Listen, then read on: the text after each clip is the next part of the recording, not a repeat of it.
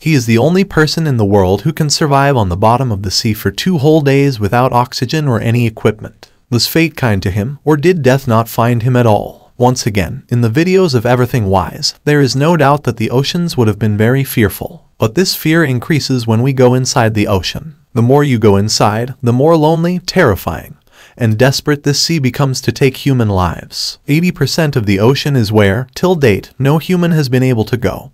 And obviously no one wants to go. But in spite of that, boats, drifting ships, and entire airplanes full of passengers are also in the depths of the ocean, have drowned to the point where no one could come back alive. But today's story will revolve around this person, who is at the same time the lucky person of the world as well as the bound one. This person, named Harrison Ajegba Okene, who belongs to Nigeria, used to do the job of a cook on a tugboat. On May 26, 2013, the tugboat with 12 crew members leaves to assist an oil tanker in the Gulf of Guinea, in which Harrison was also present. An oil tanker was stuck at the mentioned location in the Gulf of Guinea, 32 kilometers away from the coast of Nigeria. This is a routine job for tugboat operators, as their job is to tow the ships or get them out of shallow water. But today was not normal for them in any way. At this time, it was 4:30 in the morning, and according to their modesty, they started towing the oil tanker with the help of rosses. Right now they are moving forward when suddenly a huge, scary wave rises from the sea and does not move forward on the shore. Due to this, there was a lot of pressure on the tugboat, and Philip vomited.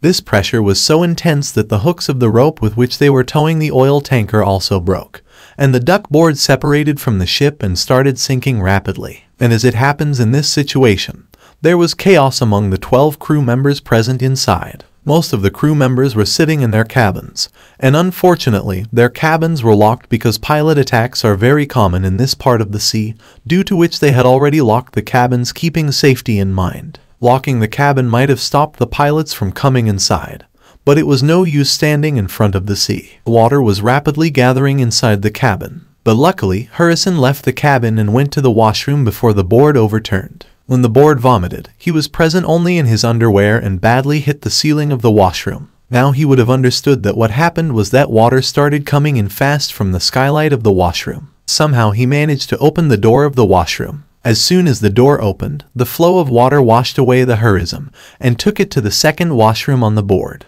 where an air pocket was present. By this time, there was complete darkness over the boat. It was so dark that Harrison could not even see his hand. He just felt that he was inside the water and that his face was coming out of an air pocket. Meanwhile, the turbodes woke up at the bottom of the sea, and with a jolt, there was silence. Turbodes had gone a meter or 100 feet below the ocean's surface. This is the same depth as the height of the art building. Harrison, who did not have any experience swimming in the water, was left alone in the cold water and secret darkness, wearing only one pair of underwear. He knew that his chances of survival were slim because the air pocket in which he was breathing could fill with water at any time. Somehow, he decided to leave here. After going underwater and feeling things with his hands, he randomly found another place where there was a comparatively bigger air pocket. It was the engineer's office of the tugboat where he decided to stay, neither to eat nor to drink, and the oxygen supplier was only as much as there was oxygen in the air pocket. This air pocket had increased by only 1.2 meters. How much oxygen would be there in such a small space that would be able to keep Harrison alive? It is obvious that wherever he was, the chance of his survival was very low. Right now, he was in awe that he had heard some voices. Yes, it was the voice of a person who was eating something.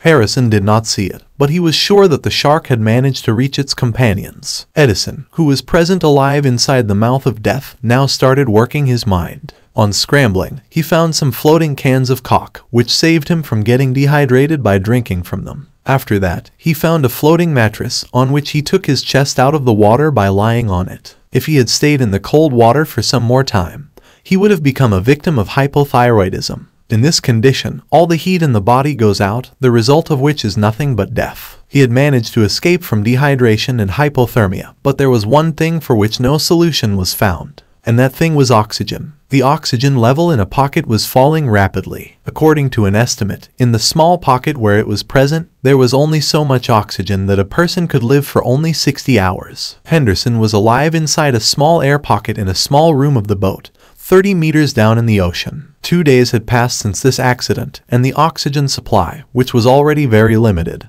was now only a guest of a few cubes. Arism was now just waiting for its death in this darkness. After these 2 best days of his life, when he was just about to die, he finally heard a knock. The sound of the tip came. The crew of the oil tanker had sent a team of drivers who had come to find the dead bodies in the wreckage of the ship. He was not at all addicted to the fact that even after 2 days, a person would still be alive in the debris. Meanwhile, Edison saw light from inside the water in the engineer's room. His happiness knew no bounds when he saw a rescue driver coming out of the water in front of him. Diver said that Harrison was only a few minutes away from death at this time, and his body was so exhausted that he could not even open his eyes. The driver immediately put him on an oxygen helmet and tried to normalize his oxygen levels. Edison was not taken out of the sea immediately because his heart could fail due to a sudden pressure change. For this reason, a driving bell was called for first, and Harrison was taken out of the sea by putting it in it. Even after coming out, he had to stay in this towering bell for 2 days because its pressure was being reduced gradually. After 2 days, Henderson became completely normal. After regaining consciousness, the first thing he said was that he would never stray near the sea again.